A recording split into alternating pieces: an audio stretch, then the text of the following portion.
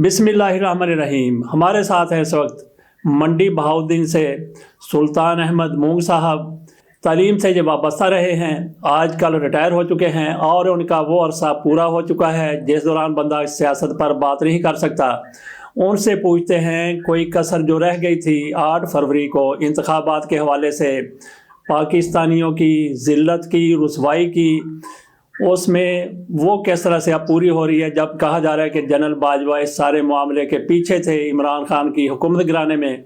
आप क्या कहते हैं इंतखाबात के बारे में और उसके बाद जो कुछ मौलाना फजलुर रहमान की तरफ से इंकशाफात किए गए हैं? जनाब सुल्तान अहमद मूंग साहब। आपका शुक्रिया कि आपने मौका दिया करंट अफेयर पे बात करने का।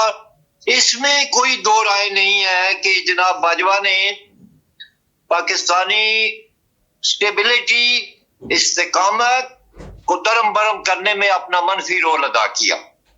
उनको तारीख में इस हवाले से याद रखा जाएगा जैसा कि याह्या खान ने मशरकी पाकिस्तान घर के मैं नाब कर दिया। बहन ही जनरल बाजवा के हाथों मुल्क का इस्तेकाम खत्म होकर रह गया। और ये कि एक ऐसा इंसान जिसमें भलाई है, जो मुल्क के लिए सोचता है, जिसके सामने मुल्क का रोशन मुस्तकबिल है, जो 25 करोड़ अवाम को एक अजीम कौम में बदल देने के लिए अपना तन मन धन कुर्बान करना चाहता है और बातिल निजाम से अकेला लड़ रहा है, उसको पाबंदे सलासल करने, अवाम से दूर करने और उसे स्कैंडलाइज करने और झूठे केसों में मुलवस करने में कोई कसर बाकी नहीं छोड़ी। लेकिन दूसरी तरफ खुदा था, खुदाए रब्बे जुल जलाल, और पब्लिक थी पाकिस्तान की। उन्होंने जो मुनासिब समझा इमरान खान को 266 सीटों में से 223 सीटें कौमी असम्बली की अपने आजाद और इंडिपेंडेंट राय से वोट का इस्तेमाल करके पीटीआई के हक में 223 सीटें बना कर दी और चारों सूबों में उसकी यही अक्सरियत की शरह है। अब मामला रहा एस्टेब्लिशमेंट और उसके मैंडेट को तस्लीम करने का। तो बात यह है कि हमारी पाक फौज हमारी सलामती और दिफा की ज़ामन है। हमें अपनी फौज से प्यार है और फौज को जर्नैल ही चलाते हैं, कमान करते हैं। अगर फौजी कमान ना हो तो अकेला सिपाही नहीं लड़ सकता। हमें अपने जर्नैलों पर भी एतमाद है और वो मुहिब्बे वतन है, अच्छे लोग हैं। हाँ, कुछ गलत फहमियां हैं जो इमरान और जर्नैलों के दरमियान पैदा हो गई हैं, लेकिन अब बर्फ पिघल रही है और ये कि हकायक तस्लीम होने लगे हैं। जनाब महमूद अचकज़ई और पीर पगाड़ू के साहबजादे मौजूदा गद्दी नशीन, उनका मुझे नाम नहीं आता, और राशिद जमात इस्लामी के हाफिज नईमुर रहमान और फजलुर रहमान साहब ने यह तस्लीम कर लिया है कि मैंडेट चोरी करना एक जुर्म है। दुनिया के जराइम में से सबसे बड़ा जुर्म यही है कि पाकिस्तानी अवाम का मैंडेट चोरी ना किया जाए। अगर किया जाए तो ये बहुत बड़ा जुर्म होगा और ये 1970 के इलेक्शन के बाद वाली सूरत हाल क्रिएट करने वाली बात होगी।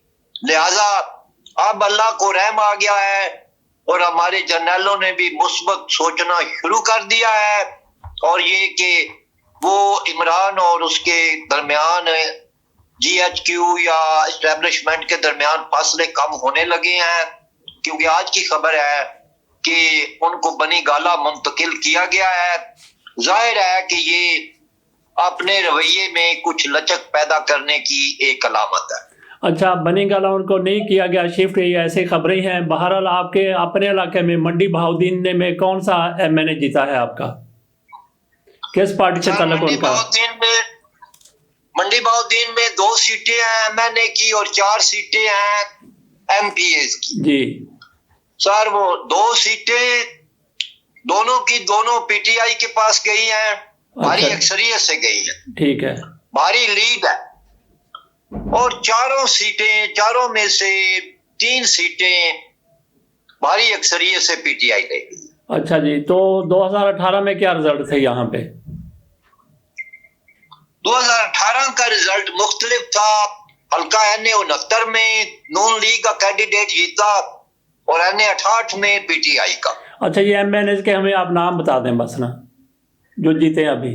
حلقہ 69 میں ناصر بسار، اچھا جی، اور حلقہ N68 میں حاجی امتیاز احمد ہے، اچھا پی ٹی آئی کا ہے۔ اچھا، باقی آپ نے میڈیا سے بہت سی چیزیں دیکھی ہیں، ٹی وی پر بھی، سوشل میڈیا پر بھی، اخبارات میں بھی، آپ کا اپنا کیا اندازہ ہے کہ دھاندلی ہوئی ہے یا ایسے ہی پی ٹی آئی کہہ رہی ہے کہ فارم 45 اگر مان لیے جائے تو ہماری تو 200 سے زیادہ سیٹیں ہو جاتی ہیں؟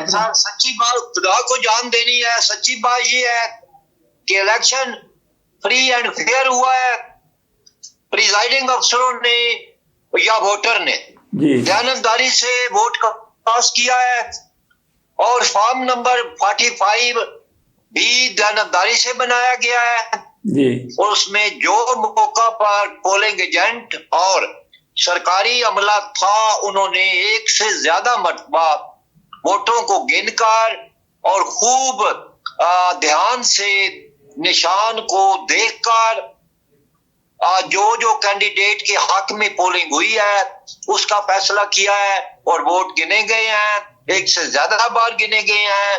پلیز پورے توجہ، ذمہ داری اور پورے دھیان سے ان کو متعلقہ لفافہ جات میں بند کر کے فارم نمبر 45 بنایا گیا ہے، بیلٹ اکاؤنٹ بھی بنایا گیا ہے، اور لیکن افسوس یہ ہے کہ فارم نمبر 45 ہم نے دیا تھا ریٹرننگ آفیسر کو، انہوں نے پھر ایک پولنگ سٹیشن کا فارم 45 لے کر فارم نمبر 47 بنانا تھا، جس میں انہوں نے بہت ہی ٹیمپرنگ کی، جس وجہ سے بے چینی پیدا ہوئی۔ جی، کاغذ اور پینسل کا غلط استعمال کر کے جعلسازی ہوتا ہے کہ ہم کسی کہ الیکشن انتظامیہ نے عدلیہ کروائی، جو انتظام انتظامیہ کا اعتماد کھو چکے ہیں، وہ قوم انہیں نہیں مانتی۔